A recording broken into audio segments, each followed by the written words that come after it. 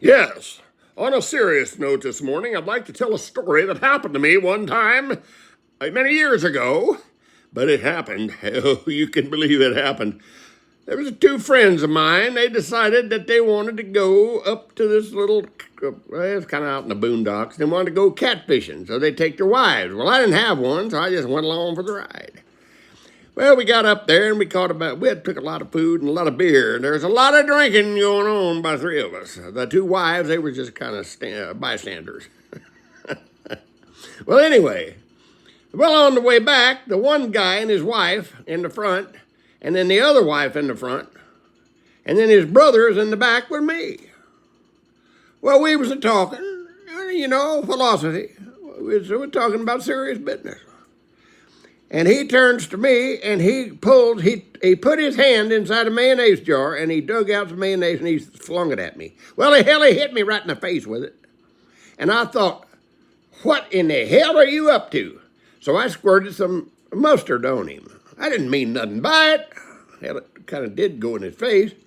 He unloaded and took a pickle jar loose and throwed all the juice and the pickles all over me. And I thought, so you looking for a food fight, are you? So I took ketchup. I squirted it too, and I really hit him with the ketchup. I nailed him dead center. Well, we got into a full-fledged food fight in the back of that truck. Well, we're driving through this small town. Well, the girls in the front looked back and saw all that food splattered all over the window, and they started yelling and hollering. So the other brother, he's driving. He stopped. He opens up the window and he says, "What the hell's going on back there with you two?" Well, we threw a beer on him. Well, that pissed them all off. I guess we might have thrown a beer on all three of them. But anyway, so we're in the middle of town, and so this idiot pulls over, and he's going to get back there and straighten us out, I'm thinking. He was thinking. Well, anyway, they stop. Well, the cop come by, and he goes, "What the hell's going on back there?" And we said, "Well, we spilled some food." He hit the brakes really hard, and we spilled this food, because normally we're very clean. And he goes, "Is that true?" And them three in the front said, "Them food-fighting bastards are throwing food all over the place." And he says, "You two just freeze right there, and we'll get some cuffs on you." And I went, "Well, what the hell for?" And he said, "Is this resisting arrest?" I went, "Oh, no. I'd never think of it, Your Honor. I mean, Your Majesty." The other one looked at him and said, "Hey, do you wear a necktie?" He said, "Yeah." He said, "I know why cops wear neckties. Keeps their foreskins from slipping up around their neck and choking them to death." Well, I started laughing at that too because I thought it was pretty funny. Well, anyway, they had us both down on the floorboard doing the chicken.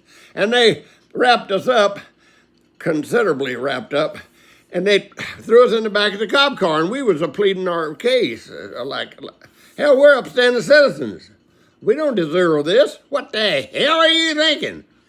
He calls us down there to the jailhouse, and he brings us inside, and he said, "You guys get in there in the drunk tank, and if there's a damn piece of food flying in there, I'm going to come in there and sick the dogs on you grubby bastards." And we went, "Well, hell, all right." So we fell and went to sleep. Well, we woke up the next day, and I was embarrassed for us. I mean, he looked at me like he didn't give a crap. I said, "I'm sorry, Your Honor. This is way beneath us. I'm normally a well-rounded citizen." And he goes, "Well, you two get your well-rounded citizens out of our town and don't come back, or we'll throw you in the bottom of the damn jail." And I said, "Okay, sir." So we left. Well, anyway, that's what happened. And but I was just singing a song on the way out. And this is how the song went. "Well, mares he dotes and does he dotes, and little lambs he divey, and a kittly divey too, and you, wouldn't you? A kittly divey too, wouldn't you?" And then the other one was, "Does your chewing gum lose its flavor on the bedpost overnight? If your mother says don't chew it, do you swallow it in spite? And you catch it on your tonsil, and you heave it left and right?